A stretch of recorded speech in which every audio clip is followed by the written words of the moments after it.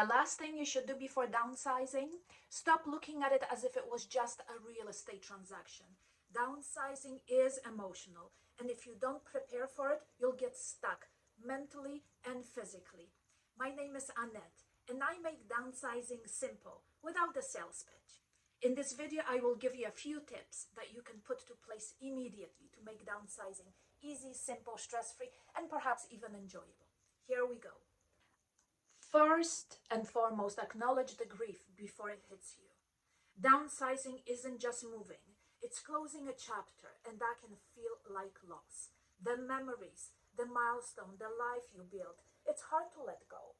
So for example, a while ago I worked with a woman who kept delaying her move because every time she walked past the height chart on the wall, she felt like she was erasing her kid's childhood. So what we did, we took a high quality photo of it, framed it, and placed it in her new home.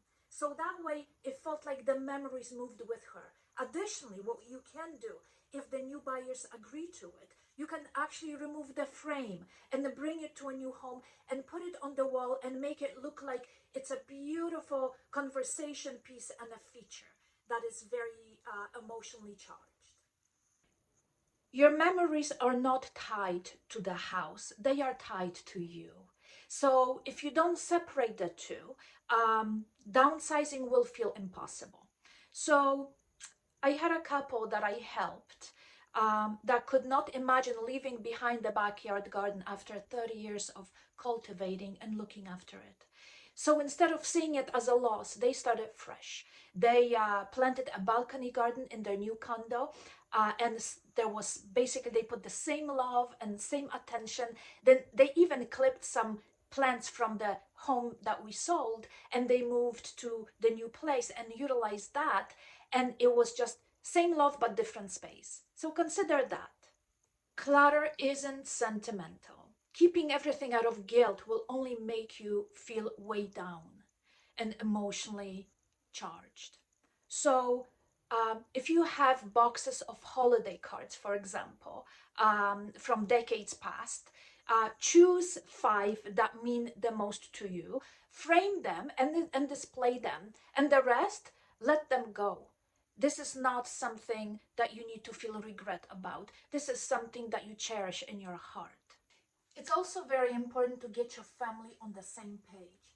So your kids may want you to keep the house forever, but that is because they just don't see the stress it puts on you.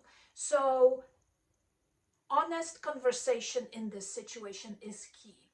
One of my clients was scared to tell her daughter that she was selling the family home.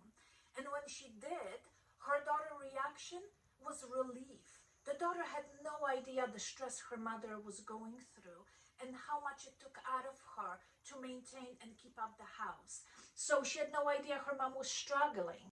Last but not least, consider focusing on the future, not the past. So downsizing isn't about giving up, it's about moving forward.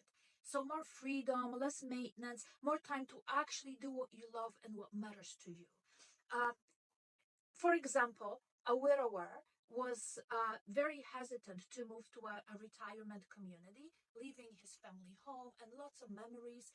But 6 months later, he had new friends, he had no home maintenance, and he even developed a new woodworking hobby.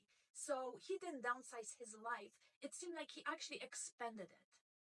My name is Annette, and I make downsizing simple without the sales pitch. If you have questions, you can text or call me. If you are considering a move in Bay of Quinte or surrounding areas, I'd love to be the realtor of choice. Have a wonderful day.